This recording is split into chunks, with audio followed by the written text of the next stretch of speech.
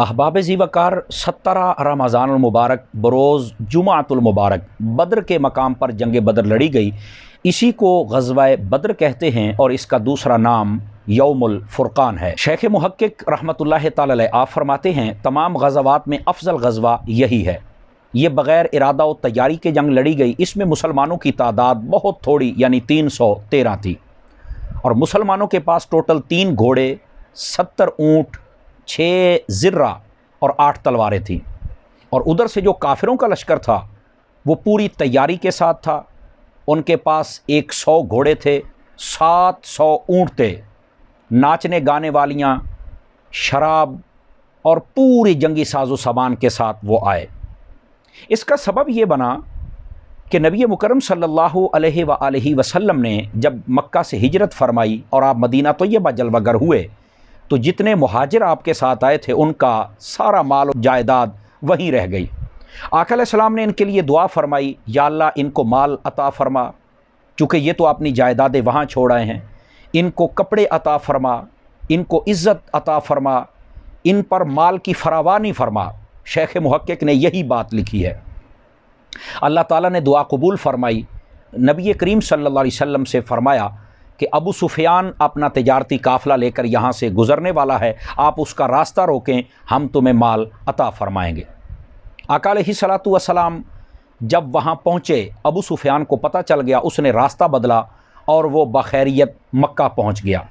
लेकिन उसने वहाँ पैगाम भी पहुँचा दिया था पहले एक शख्स को भेजकर कि मेरी मदद को पहुँचा जाए, मदीने वाले हमला करना चाहते हैं। जब अबू जहल को पता लगा, उसने कहा कि हम तो ज़रूर तैयारी करके जाएंगे और ये जंग लड़े बग़ैर हम वापस नहीं आ सकते हैं।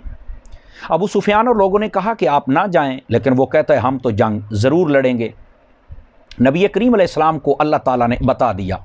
इसी को अहले सुन्नत के अकीदे में इल्म गैब कहते हैं, लेकिन बाज़ लोग उलझना शुरू कर देते हैं। अल्लाह ताला उनको समझने की तौफीक अता फ़रमाए।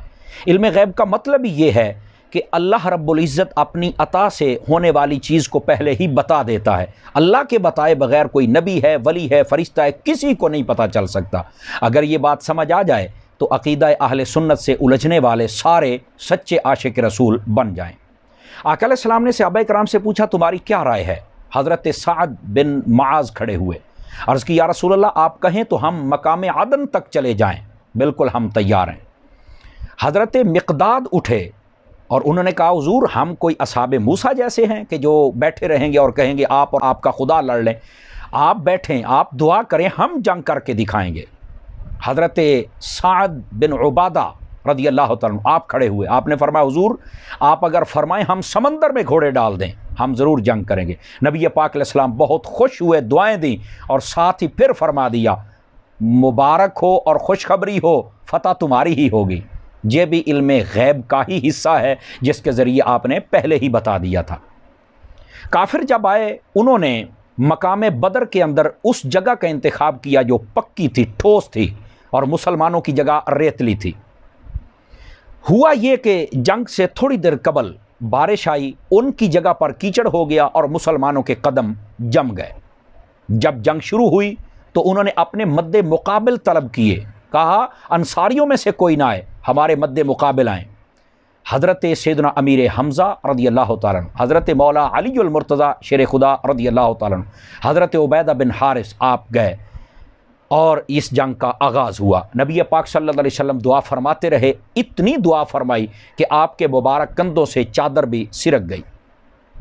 फिर आप यकदम मुस्कुराए और खुश हुए, फरमाया लो अल्लाह की मदद आ गई। वो कैसे? जिब्राइल अमीन अलैहिस्सलाम आप खुद जंगी सामान पहन कर तशरीफ़ लाए। आपके घोड़े का नाम हैज़ूम था और सहाबा इकराम अलैहिम रिदवान भी अर्ज़ करते हैं हुज़ूर हम किसी काफिर के पीछे भागते थे, अभी तलवार लगती नहीं थी कि उसकी गर्दन पहले कट के गिर जाती थी। फरमाया ये तुम्हें नज़र नहीं आती थी लेकिन फ़ौज आसमानों से आई थी।